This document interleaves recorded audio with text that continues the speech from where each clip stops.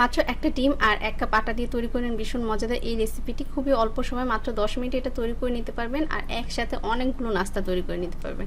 খুবই সহজ এই রেসিপিটি। আসসালামু আলাইকুম, আশিস মাম্মি কিচেনে সবাইকে স্বাগতম জানাচ্ছি নতুন আরও একটি রেসিপি দেখার জন্য। আজ আমি আপনাদের ঝটপট কেক তৈরি করে দেখাবো খুবই অল্প সময়, খুবই সহজভাবে। এর জন্য প্রথমে একটা মিক্সিং বোল নিয়ে নিয়েছি। এরপর মাঝে দিয়ে দিচ্ছি একটি ডিম, এরপর দিয়ে দিচ্ছি 1/4 কাপ পরিমাণ চিনি, তবে মিষ্টিটা আপনারা আপনাদের পছন্দ অনুযায়ী দিয়ে নেবেন। আমি 1/4 কাপ পরিমাণ দিয়ে নিচ্ছি।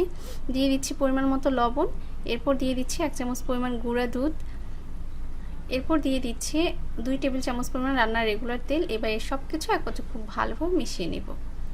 যতক্ষণ না অবধি চিনিটা গলে ডিমের সাথে খুব ভালোভাবে মিশে যাচ্ছে সেই পর্যন্ত এটাকে খুব ভালোভাবে কাঁটা চামচের সাহায্যে মিশিয়ে নিচ্ছি। মিশিয়ে নেওয়া হয়ে গেলে এর মাঝে দিয়ে দিচ্ছি আটা। আমি এখানে 1 কাপ পরিমাণ আটা নিয়ে নিয়েছি, তবে আপনারা ময়দা দিয়ে এটা তৈরি করে নিতে পারবেন। এরপর দিয়ে দিচ্ছি 1/2 চামচ পরিমাণ বেকিং সোডা। এবার এই সব কিছু একত্রে খুব ভালোভাবে চেলে নেব। এতে করে এর ভিতরে যদি কোনো দানাদার অংশ থাকে সেগুলো বেরিয়ে আসবে। চেষ্টা করবেন একটি চালনির সাহায্যে চেলে নেওয়ার জন্য, এতে করে এই মিশ্রণটি খুব সুন্দর হবে এবং এই নাস্তাটাও খুব সুন্দর হবে। চেলে নেওয়া হয়ে গেলে হাতের সাহায্যে খুব ভালোভাবে মিশিয়ে নেব। আর একটা ডিমের জন্য 1 কাপ আটাই যথেষ্ট, এর বেশি আটা দিলে আবার হবে না। সেক্ষেত্রে কিছুটা লিকুইড দুধ ইউজ করতে হবে। আর ব্যাটারটা দেখি বুঝতে পারছেন অনেকটা স্টিকি এরকম হবে।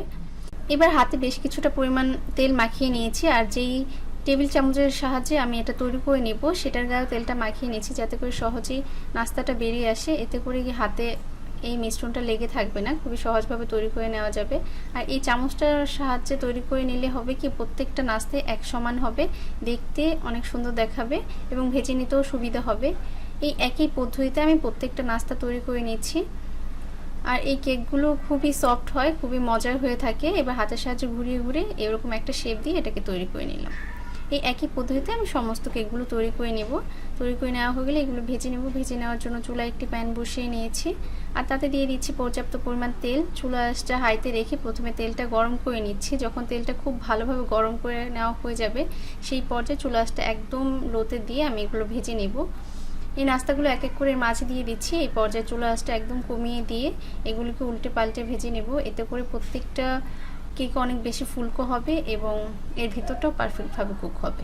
এবার একটা ব্যাম্বু স্টিকের সাহায্যে উল্টে পাল্টে এগুলোকে ভেজে নিচ্ছি। আর দেখেই বুঝতে পারছেন এগুলো ফুলে কতটা সুন্দর হয়ে গেছে, দেখতে কতটা সুন্দর দেখাচ্ছে।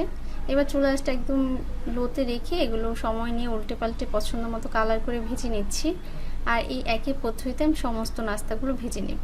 যে নাস্তাগুলো আগে ভেজে নেওয়া হয়ে গেছে সেগুলো আগে তুলে নিচ্ছি।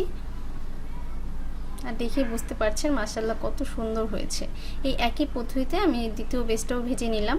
এবার একটি সার্ভিং প্লেটে সার্ভ করে নিচ্ছি। সকাল বিকেলে নাস্তা কিংবা বাচ্চাদের টিফিনও এটা তৈরি করে দিতে পারবেন। আশা করছি আমার আজকের রেসিপিটা আপনাদের ভালো লেগেছে। যদি ভালো লাগে তাহলে অবশ্যই লাইক কমেন্ট শেয়ার করবেন। আর যারা এখনও আমার পেজটি ফলো করেনি প্লিজ ফলো করবেন। সবাই ভালো থাকবেন, আমার এবং আমার পরিবারের জন্য দোয়া করবেন। আল্লাহ হাফিজ।